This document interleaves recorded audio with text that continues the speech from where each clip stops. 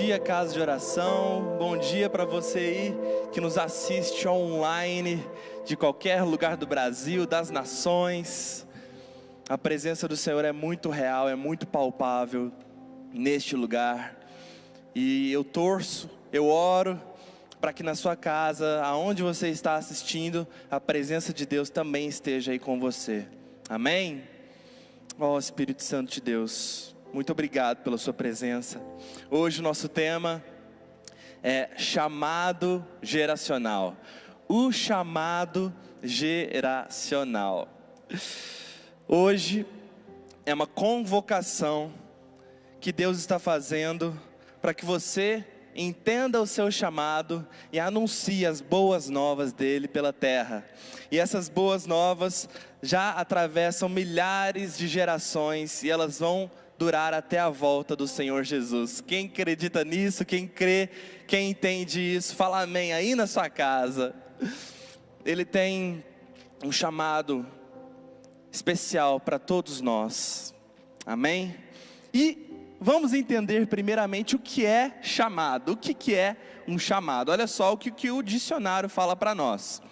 Chamado é aquele que recebeu uma designação, designado, denominado para algo específico. Isso é o significado de chamado. Agora você pode olhar e pensar: poxa, eu não tenho chamado para ser um pastor, eu não tenho chamado para ser um missionário, eu não tenho chamado para ir às nações, eu não tenho chamado para ficar pregando nas praças. Não é esse o chamado específico que eu estou falando. Estou falando o chamado de falar de Jesus, das boas novas do Cordeiro. E esse chamado pode sim ser feito na sua vida, independente do que você faz, de onde você está e a forma com que você fala. Até porque as nossas atitudes falam muito mais forte do que as nossas palavras. Então, não importa o seu ramo de atuação ou a sua disponibilidade de tempo, é possível. Se você é criança, é possível na escola. Se você é adolescente, é possível na escola, no colegial, nos esportes, na internet. Se você é adulto, é possível no seu trabalho, na faculdade, aonde quer que seja.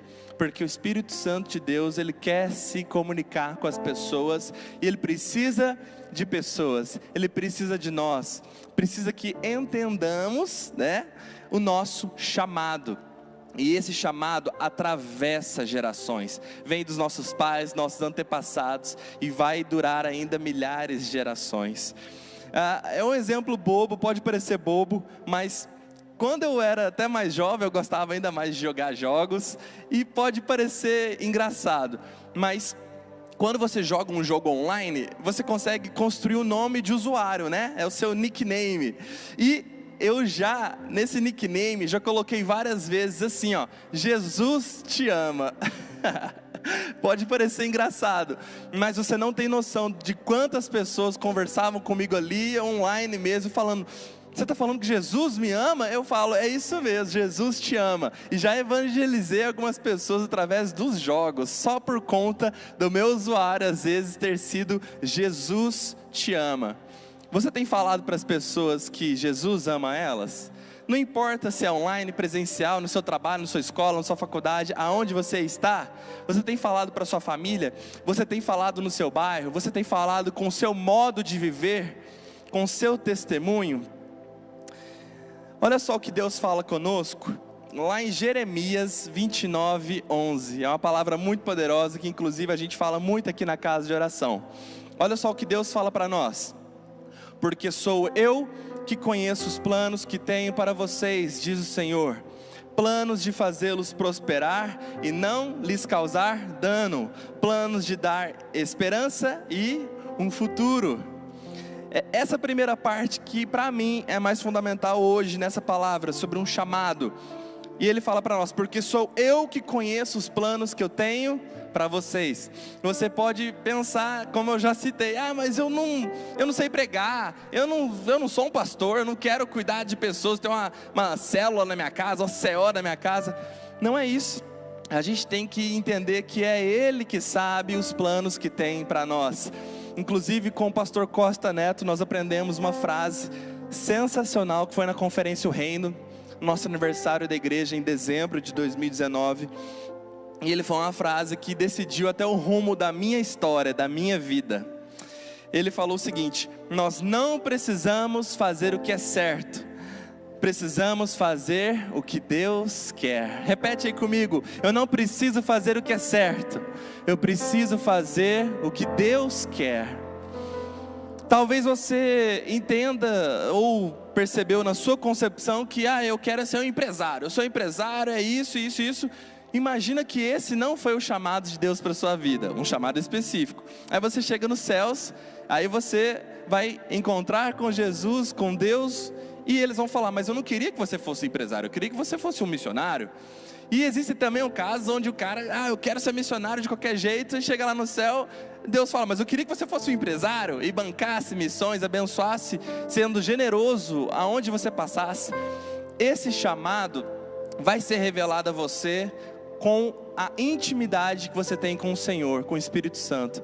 Aqui na casa de oração nós temos a visão muito clara e muito objetiva, que é a vida no Espírito, de práticas espirituais, oração em línguas, a confissão da palavra, o jejum, a adoração, porque tudo isso vai formar em você o caráter de Cristo e vai trazer a clareza sobre o seu chamado, sobre o que Deus quer que você faça.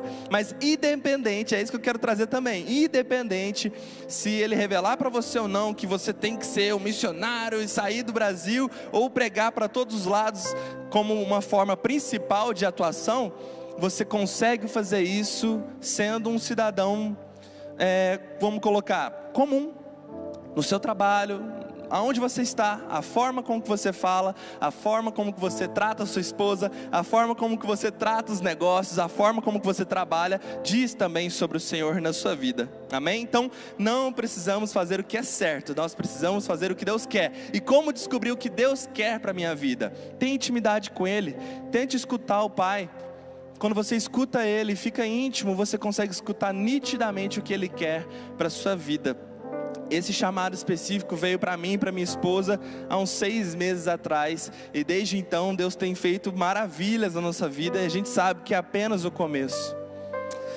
Vamos ler agora 1 Pedro capítulo 2, no verso 9. Olha só o que Deus fala para nós também, olha que incrível: vocês porém são geração eleita, sacerdócio real, nação santa, povo exclusivo de Deus, para anunciar as grandezas daquele que os chamou das trevas para a sua maravilhosa luz. Quem que nos chamou das trevas para a maravilhosa luz? Jesus.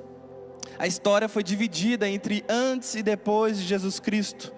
Ele é o autor da fé, Ele é o autor da vida, Ele trouxe você da escuridão para a luz. É o nosso trabalho agora falar dEle, trazer essas grandezas. Mas o que eu quero trazer para vocês é esse nome, geração eleita. E o que Deus falou comigo, o Espírito Santo revelou para mim, é que todas as gerações são gerações eleitas. Não é uma geração em específico, são todas as gerações eleitas. Desde a vinda do nosso Senhor Jesus, várias gerações eleitas foram sendo levantadas. Até antes de Jesus também haviam gerações eleitas, onde você foi escolhido para anunciar as boas novas. Você é um filho, você é aquele que transmite a mensagem. Nós não somos a mensagem, nós somos os mensageiros. A mensagem é Cristo, a mensagem é Jesus, a mensagem é a palavra de Deus. Nós não precisamos alterar nenhuma vírgula, temos a interpretação do Espírito Santo, mas a palavra é pura, a palavra é maravilhosa. Tantas palavras aqui da casa de oração, inclusive estão no nosso canal do YouTube, que falam sobre o poder da palavra de Deus. Se você entender isso, a sua vida muda completamente. Então, entenda que a geração dos seus pais também era uma geração eleita para anunciar as boas novas, para implantar a cultura do reino de Deus na terra. Esse é o chamado principal. Eu quero chegar nessa frase. O chamado nosso nessa terra, que somos filhos, é implantar a cultura do reino de Deus na face da terra. Fala aí para aquele amigo, para sua esposa, para quem estiver do seu lado agora assistindo esse culto online. No nosso trabalho, nosso chamado é implantar a cultura do reino de Deus na terra. Olha só que a palavra de Deus continua falando para nós em Atos 2, no verso 17. Olha só o que ele fala com a gente. Nos últimos dias, diz Deus, eu derramarei do meu espírito sobre todos os povos, e os seus filhos e as suas filhas profetizarão. Os jovens terão visões e os velhos terão sonhos. Sabe o que fala essa última parte de os jovens terão visões e os velhos terão sonhos?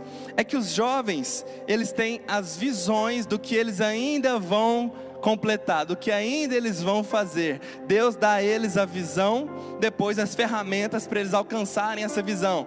Já aos velhos, eles dão sonhos, onde esses sonhos eles vão passar para os mais jovens alcançarem, para os mais jovens também continuarem essa missão, continuarem essa implantação da cultura do reino de Deus sobre a terra. Então, quando você tem uma liderança espiritual, quando você tem uma autoridade sobre a sua vida, seu pai, sua mãe, e eles falam para você algo, aquilo ali é um sonho que Deus colocou no coração dele, mas que ele pode se realizar através da vida do filho, através da vida dos netos, através da vida de outras pessoas. Os filhos terão visões e os velhos terão sonhos. Quantos velhos, nossos antepassados, tiveram sonhos incríveis e eles se realizaram? Inclusive em fevereiro a gente teve o Descende, né, que foi aquele evento em vários estádios aqui no Brasil, e a mãe e a avó do Theo Hayashi estavam lá, que era o organizador do evento, e ali ficou muito clara essa interpretação que Deus deu para mim desse versículo. E elas falaram o seguinte: nós uma vez sonhamos com estádios lotados, nós uma vez sonhamos.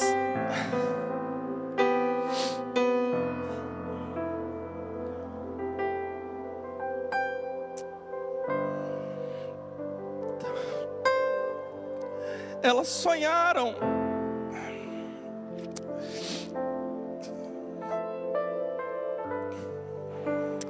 Oh Senhor,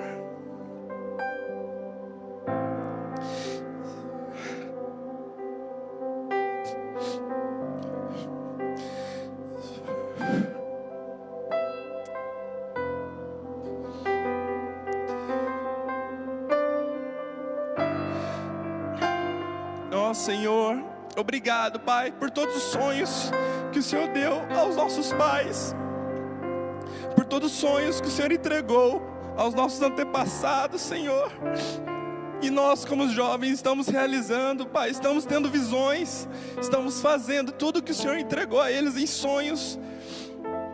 E ali, os antepassados, o Theo Hayashi falaram, a gente teve sonhos que a nação brasileira ia adorar ao Senhor em estádios, e aquele sonho se concretizou, não pela mão delas, mas pela mão das gerações que vieram, que foi o neto dela, o Theo Hayashi.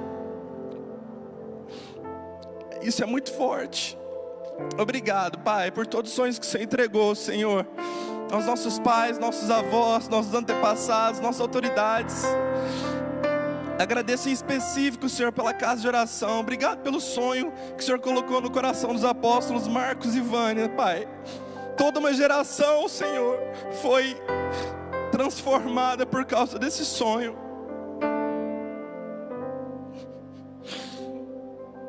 Ai, ai. Quando eu era criança, eu jogava futebol na rua, né? Quem nunca jogou futebol na rua? O pé todo machucado, com a bola de couro, sem tênis nem nada. E eu e meus amigos, a gente passava pelas casas procurando qual casa não tinha ninguém, pra gente usar aquele portão como gol. Quem nunca fez isso? E ali, toda criança que já jogou futebol, ele já teve um momento de vislumbre, ele já imaginou narrando o próprio jogo, né, Josias?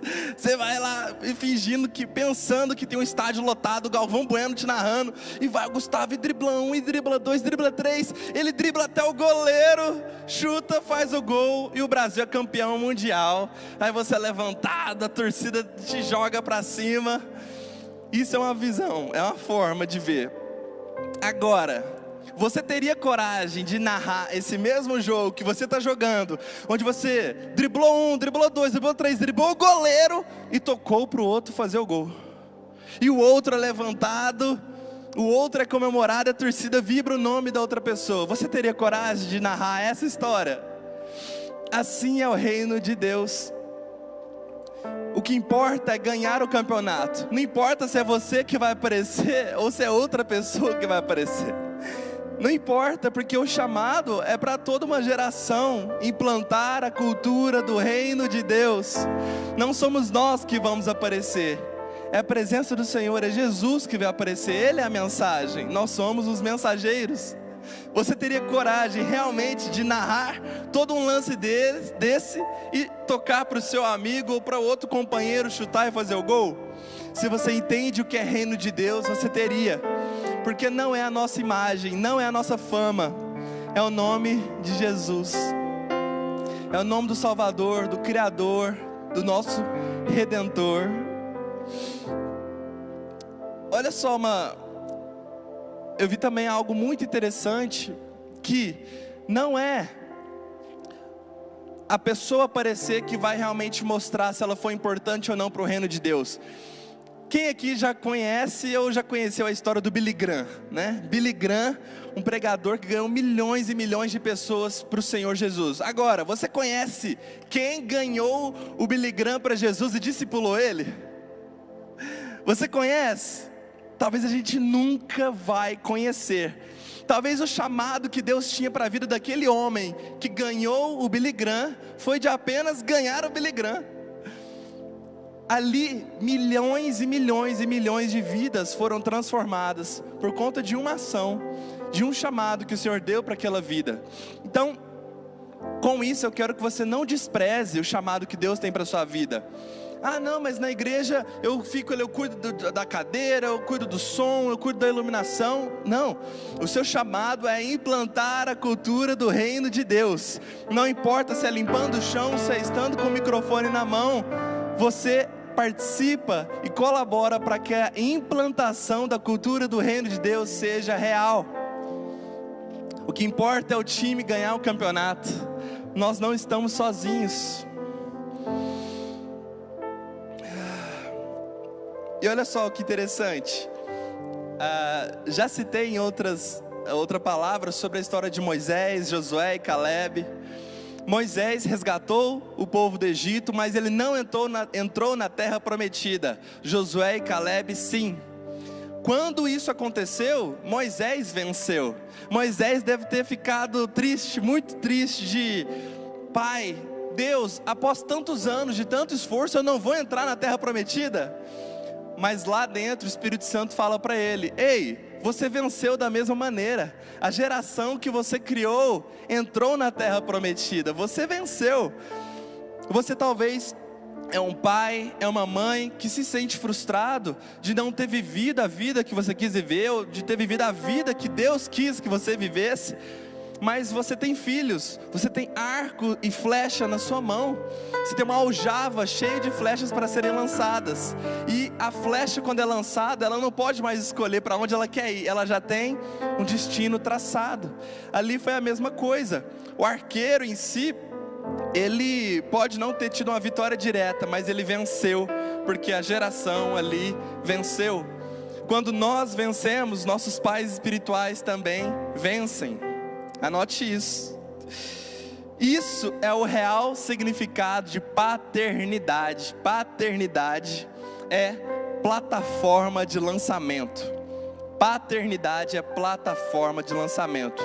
É lançar você, é colocar você em um nível onde você talvez sozinho não estaria. Ontem, assistindo uma conferência do Jesus Cop, do Douglas Gonçalves, estava o pai dele também, Josué Gonçalves, e já perguntaram para o Douglas uma vez: Douglas, seu canal do YouTube é 2 vezes maior que o canal do seu pai, como que você se sente? Ele fala: olha, eu estou em cima de um ombro de um gigante, eu estou construindo um trabalho que eu entendo que o meu pai construiu e eu quero ir além, e ele é honrado por isso, e eu fico honrado com isso também. Imagina você e as suas gerações vindouras, cada geração mais forte do que a outra, mais ousada, mais, mais conquistadora do que a outra. Você não fica feliz? Você não realizou o seu papel? Você não realizou aquilo que Deus queria para a sua vida? Olha só o que está escrito, gente, em 1 Samuel 17, do verso 55 ao 58. Nesse capítulo, a gente vê sobre a história de Davi ter matado o gigante Golias. E olha só o que acontece logo após que Davi mata Golias. Quando Saul viu Davi avançando para enfrentar o filisteu, perguntou a Abner, o comandante do exército: Abner, quem é o pai daquele rapaz? Lembra que ele nem sabia o nome dele. Ele perguntou: quem é o pai daquele rapaz? Abner respondeu: juro por tua vida, ó rei, que eu não sei. E o rei ordenou-lhe: descubra quem é o pai dele. Logo que Davi voltou, depois de ter matado o filisteu, Abner levou-o perante Saul. Davi ainda segurava a cabeça de Golias. E Saul lhe perguntou: de quem você é filho, meu jovem? Respondeu Davi: sou filho de teu servo Jessé de Belém. Quando você faz uma vitória, quando você conquista algo, o mundo espiritual e até o mundo natural vai perguntar: de quem que você é filho? Quem é seu pai? Talvez eles não vão nem querer saber o seu nome. Eles vão perguntar: quem é o seu pai? De quem que você é filho? Josias, de quem que você é filho? O Josias vai falar: eu sou filho do Josias e da Janice. O pai dele também chama Josias. E ele tem uma honra e um orgulho muito grande de falar: meu pai é o Josias e a Janice. Quando você conquistar, quando você avançar, eles vão te perguntar: quem é o seu pai? Quem é a sua mãe? Aqui na casa de oração, quando nós filhos avançarmos, eles vão perguntar: Gustavo, quem é seu pai? Eu vou falar: meu pai é Marcos Arantes e minha mãe é Vânia Arantes. Imagina os seus filhos conquistando, os seus filhos avançando, os seus filhos alcançando altos lugares, acima das regiões celestiais. Outros vão perguntar: uai, João, quem é seu pai? Ele vai falar: meu pai é tal, minha mãe é tal. Eu já vou falar dos dois, do pai e da mãe, porque é uma honra, é a continuidade, é a sucessão. Então, é muito interessante Saul perguntar: de quem que você é filho? Quem é seu pai? Ele quer entender como que aquela arma de guerra foi construída, como que Davi conseguiu destruir, matar um filisteu muito gigante como Golias. Saul automaticamente pensou: quem que é o pai desse menino? Como que ele conseguiu ter um treinamento, ter uma vida, ter todo um crescimento para conseguir chegar nesse lugar?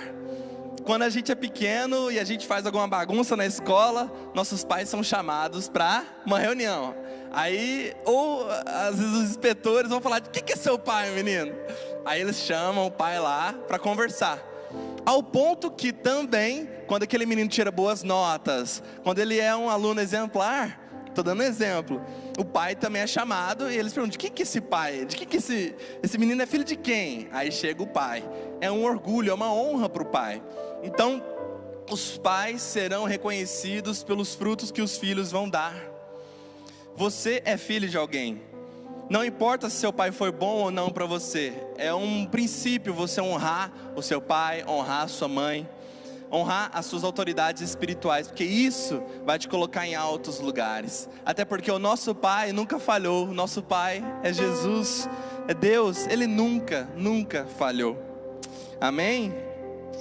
Olha só, para finalizar, a gente vai colocar agora 1 Reis, capítulo 2, no verso 1 ao verso 4. Olha só, a gente viu sobre Davi, era um jovem, Davi cresceu, e aí ele, no seu leito de morte, dá instruções para Salomão. E Salomão, a gente entende que foi um homem mais sábio, mais rico, que já pisou na face da terra. E ele dá instruções para Salomão, que ainda era jovem. É uma mentoria que Davi dá para o seu filho. Olha só o que fala, gente. Quando se aproximava o dia de sua morte, Davi deu instruções ao seu filho Salomão: estou para seguir o caminho de toda a terra, por isso seja forte e seja homem. Salomão, obedeça ao que o Senhor, o seu Deus, exige.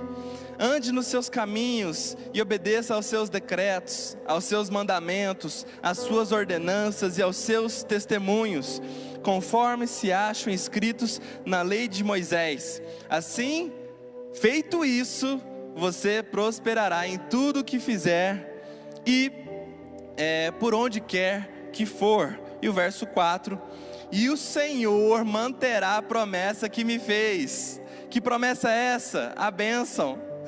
Se os seus descendentes cuidarem de sua conduta, se me seguirem fielmente de todo o coração e de toda a alma, você jamais ficará sem descendente no trono de Israel. O que isso quer dizer? Você nunca mais ficará sem descendentes no trono de Israel? Vocês sempre estarão governando, vocês sempre estarão por cabeça e não por cauda. Vocês sempre estarão com autoridades, tanto no mundo físico quanto no mundo espiritual, no sobrenatural. Faz sentido isso para você? Imagina que você pudesse também mentorear os seus filhos, mentorar aquelas pessoas que você tem autoridade direta. Faça isso, isso e isso. Quando ele crescer, quando ele cumprir esse chamado, você também vai ser honrado. Nosso chamado geral é implantar a cultura do reino de Deus sobre a face da terra. E o que eu quero falar para você é que o reino de Deus não é uma corrida. Não existe disputa entre eu e você, entre nós, entre as famílias. Não há uma disputa. O reino de Deus não é uma corrida. O reino de Deus é uma maratona. E é uma maratona com entrega de bastões. Já viu o revezamento? Onde eles entregam os bastões uns para os outros. O que acontece se o bastão cair? Todos perdem. Assim é o reino de Deus. Se não existe a unidade entre as gerações, entre todos aqueles que exercem esse chamado universal de implantar a cultura do reino de Deus sobre a face da terra, todos perdem. Não deixe o bastão cair. Entenda o chamado que Deus tem para a sua vida. Não importa o que você faça, não importa o seu trabalho, não importa o que você faz ou não, Ele tem isso para nós, Ele tem isso para as nossas gerações. E olha só essa frase que o Espírito Santo me deu, para você entender sobre o chamado geracional. Olha só, o chamado geracional é uma cooperação entre antepassados e sucessores para que o reino de Deus se estabeleça. É o chamado que atravessa gerações. O chamado de Deus atravessa as gerações, desde os meus bisavós, avós, meus pais, vai passar por mim, pelos meus filhos, meus netos, meus bisnetos. Porque esse é o chamado geracional, que atravessa de geração em geração, e essas gerações são gerações eleitas, são gerações escolhidas. Todas essas gerações são escolhidas para falar das boas novas, implantar o reino de Deus. Amém? E eu quero finalizar com uma frase, que sucesso, o verdadeiro sucesso, é quando você consegue deixar algo para alguém, o seu sucessor. O verdadeiro sucesso é quando você deixa algo para alguém, quando você deixa a fé, quando você deixa a honra. Imagina, né, Juliano, o pessoal que tem filhos, que honra não é você deixar algo para eles, deixar um legado, não é herança. Nós não queremos deixar só herança. Deixar herança é deixar algo para alguém. Legado é você deixar algo em alguém. Nós queremos deixar um legado, queremos deixar esse chamado geracional. Faz sentido isso para vocês? Deus quer isso para a nossa vida. E a gente vai cantar uma música agora chamada A Bênção, né? Escrito lá em Números 6, que a bênção do Senhor te acompanhe, seja sobre ti, a luz dele resplandeça, porque essa música representa muito bem esse chamado geracional, de geração em geração, a bênção de pais para filhos, a fim de que a cultura do reino de Deus seja implantada na terra. Amém? Vamos cantar.